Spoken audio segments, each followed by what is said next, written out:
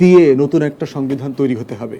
পুরাতন সংবিধানটা কিন্তু আওয়ামী ফ্যাসিবাদের সংবিধান, ৭২-এর সংবিধান, যেই সংবিধানে কোনো গণভোট হয় নাই, নির্বাচিত সরকার ছিল না, ম্যান্ডেট ছিল না। এই সংবিধানে কিন্তু আওয়ামী ফ্যাসিবাদ কায়েম করেছে। অতএব ৭২-এর আওয়ামী ফ্যাসিবাদী সংবিধান দিয়ে ২৪-এর গণ অভ্যুত্থানের যে স্বপ্ন, ৬ কোটি তরুণের নতুন বাংলাদেশ গড়বার যে আকাঙ্ক্ষা, সেটা পূরণ করা সম্ভব না। প্রধান উপদেষ্টার বক্তব্যে কিন্তু নির্বাচন দেয়ার একটা ইঙ্গিত এসেছে এবং তারপরেও একটা কথা এসেছে যে সংস্কার করতে কিছুটা বিলম্বিত হতে পারে। আপনার কি মনে হয় যে আসলে কতদিন দরকার এই সংস্কারের, অন্তর্বর্তীকালীন সরকারকে কতদিন দেয়া উচিত, আর ঠিক কতদিন পরে আসলে নির্বাচনটা দেয়া উচিত বলে আপনি কি মনে করেন? দেখেন, গণ অভ্যুত্থানটা হয়েছে যে আকাঙ্ক্ষা নিয়ে, সেটা হচ্ছে নতুন বাংলাদেশ, সংস্কার, এই বিষয়গুলো নিয়ে। তো সেখানে আমাদেরকে মাথায় রাখতে হবে যে এটা শুধু নির্বাচন করবার জন্য ক্ষমতায় আসা কোনো সরকার না। এই সরকারটা হচ্ছে সংস্কার প্লাস নির্বাচন। এবং যখন সংস্কারের কথা বলা হচ্ছে, সংস্কারের মধ্যে কিন্তু নির্বাচন অন্তর্ভুক্ত করা আছে। কারণ দিন শেষে এটা একটা নির্বাচিত সরকারের কাছেই ক্ষমতা দিয়ে চলে যেতে হবে। সংস্কার তাহলে দীর্ঘমেয়াদী প্রকল্প? এটা স্টেক হোল্ডারদের সাথে ডিপেন্ড করবে।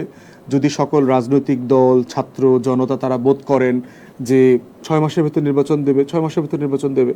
কিন্তু এই কনসেনসাসের মধ্য দিয়ে এটা হতে হবে, ঐক্যমতের মধ্যে হতে হবে। এটাতে আমি কোনো দিন তারিখ বেঁধে দেবার পক্ষে না। যদি একান্তই একমত না হওয়া যায়, রাজনৈতিক দল এবং অন্তর্বর্তীকালীন সরকার যদি একমত হতে না পারে, সেক্ষেত্রে আমি প্রস্তাব করছি গণভোটে দিয়ে দেওয়ার জন্য, রেফারেন্ডামে হয়ে যাক। জনগণ মতামত দেখ তারা কি ইমিডিয়েটলি নির্বাচন চাচ্ছে কিনা। যদি ইমিডিয়েট নির্বাচন চায়, কতদিনের মধ্যে চায়? 3 মাস, 6 মাস, 9 মাস, 12 মাস? অথবা প্রশ্ন থাকবে যে আপনি কি আগে সংস্কার চান, তারপরে নির্বাচন চান, এবং মন্তব্যের ঘর দিয়ে দিতে হবে। এইভাবে একটা রেফারেন্ডামে চলে গিয়ে আপনি জাতির মতামত নেন, দেখেন দেশের মানুষ কি মনে করে, তাহলে একটা কনসেনসাস তৈরি হবে, ঐক্যমত তৈরি হবে। অন্তর্বর্তীকালীন সরকারের কি কোনো ভুল আছে যেটা আপনি পরিলক্ষিত করছেন? না, ভুল বলবো না। সেটা হচ্ছে যে কোন প্রেক্ষাপটে তারা ক্ষমতা নিয়েছেন, সেই জায়গাটা আমাদেরকে মাথায় রাখতে হবে। বাংলাদেশ রাষ্ট্র এই লেভেলে কখনো ভেঙে পড়ে নাই। 1971 সালের যুদ্ধের সময়ও এই রাষ্ট্রের কাঠামো ঠিক ছিল, রাষ্ট্র ভেঙে যায় নাই। 1975 বলেন, 81 বলেন, 90 বলেন, 2007 বলেন, প্রত্যেক সময় আমরা দেখেছি রাষ্ট্র তার কাঠামো নিয়ে বেঁচে ছিল। এইবার হচ্ছে প্রথমবারের মতো বাংলাদেশ রাষ্ট্রে যে ঘটনা ঘটে গেছে, পুরো রাষ্ট্র কাঠামোটা ধসে গেছে। প্রত্যেকটা রাষ্ট্রীয় সংস্থা আওয়ামী লীগ গোপালগঞ্জের দলীয় এবং জেলার প্রতিষ্ঠানে পরিণত হয়েছে।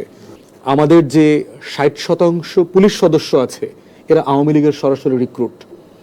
তো সেই লেভেলের একটা জায়গায় তারা ক্ষমতা নিয়েছে, যেখানে গত 16 বছরে আওয়ামী লীগ বিরোধী কোনো সচিব নাই, আওয়ামী লীগ বিরোধী কোনো সেনা কর্মকর্তা নাই, আওয়ামী লীগ বিরোধী কোনো স্থানীয় প্রশাসক নাই। টোটালটা হচ্ছে আওয়ামী লীগ। আপনি